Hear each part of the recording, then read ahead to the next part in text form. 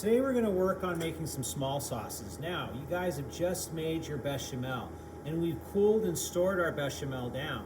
And we're going to take our bechamel and we're going to reheat it back up, and we're going to make some small sauces. So, the first small sauce that we're going to work off of, that's a derivative from your leading sauce, which is bechamel, is called the Mornay sauce. And a Mornay sauce is a very traditional sauce that consists of three major ingredients. It consists of shredded Parmesan, shredded Gruyere, and we finish it with butter. Of course, we're always going to re-season with a little bit of salt and pepper just to make sure that our sauce it has the right flavor profile. Now, I want to talk a little bit about checking the consistency of your bechamel. Now, usually when you do your bechamel, you check the consistency before it's done, then we cool it down. But you need to remember that you need to refix the consistency of your sauces before you do your finished sauces. So, I have my bechamel here. I have my pan on the stovetop, and I have really low heat to start out. So I'm going to take my bechamel, and I'm going to add my bechamel to this pan.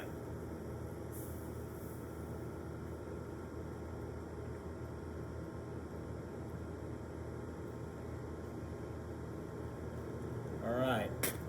So I have it on a low heat. I'm going to turn my heat up just a little bit so that we can start melting down at a medium heat, start melting down this bechamel. Now remember, we need to check the consistency. We need to make sure that we bring it to that right consistency of bechamel.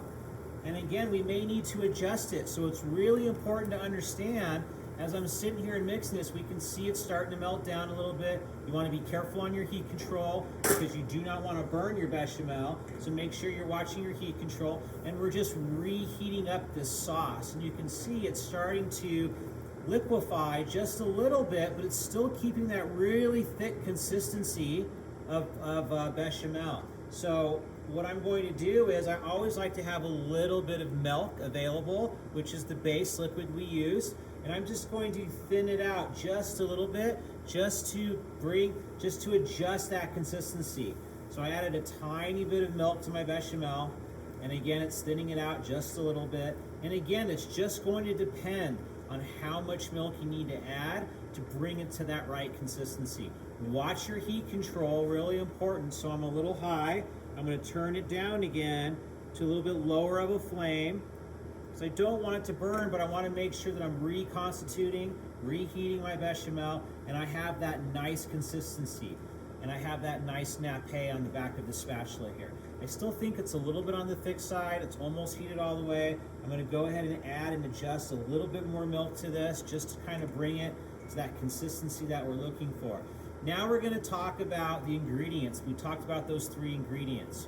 Once I have my bechamel at that right consistency again, just like when I first made it, I'm going to put my heat on low. I'm going to take a spoon here, and I'm just going to taste. I want to taste my bechamel before I add any of the other ingredients. And I got that really rich, nice bechamel flavor, and I have that right consistency. I'm still checking my heat control, really important. So now that I have it, it's heated all the way and I got that right consistency, we're going to add the rest of our ingredients. We've taken our bechamel. I'm going to add my Parmesan. I'm going to add my Gruyere. And what I want to do is I just want to make sure on a very low heat, I want to incorporate the cheese. I'm going to fold my bechamel into the cheese here, and I just want to melt it down. I don't want to cook this for a long period of time. I just want to make sure that the cheese is fully melted in with my bechamel. And as you can see me on a very low flame here, I'm melting in that cheese. And you can kind of see a few lumps. That's okay. You want to keep folding it. You want to keep mixing it to make sure that all that cheese is melted right within the bechamel to finish off this Mornay. Now keep in mind, when we add our cheese, it is going to thicken up on you. It's going to get thicker. That cheese is going to make that bechamel thicker. And so we can always take some of that milk and adjust it. Now what's nice is when we're doing a Mornay, as you guys know, a Mornay is a basic cheese sauce. And what do we love to eat on a regular basis? Mac and cheese. So if you want to do a gourmet mac and cheese, your first step is having your bechamel and then making your Mornay sauce. Now, could you use different types of cheeses? Absolutely you could. You can make a variety of different types of cheeses for making gourmet mac and cheese. Now this is looking really beautiful. That cheese is melted all the way down. I have a really nice thickness as far as what I'm looking for. It's on a low flame. Now I'm going to do is what I want to do is I'm just going to give it a quick taste. Just want to make sure I got that really rich flavor of the cheese. It's got a really, really nice flavor profile. At this point, we're almost done, so we're not cooking this too long. All the cheese is melted. Now we're going to fold in our butter at the end. So I'm going to take my butter, and that butter is just going to help kind of make it a little bit richer, a little bit creamier, and we want to melt and incorporate that butter into our Mornay.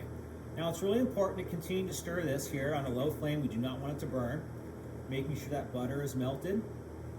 Our consistency is looking great, so I don't need to add any more milk to thin it out. Got a beautiful consistency on there.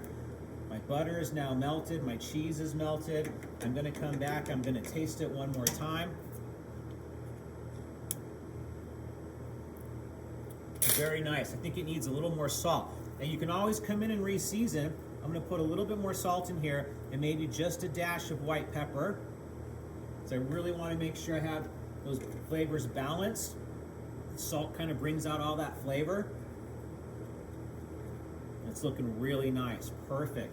So here we have our beautiful Mornay sauce with 3 ingredients: shredded Parmesan, shredded Gruyere. Finish it with a little bit of butter. Double check your seasoning, salt and pepper. I'm going to pour this beautiful Mornay sauce right here into this cup. It should be nice and thick, everything well incorporated. It should be seasoned properly, and you should have a nice rich flavor of the cheese. And there you have it. Small sauce Mornay.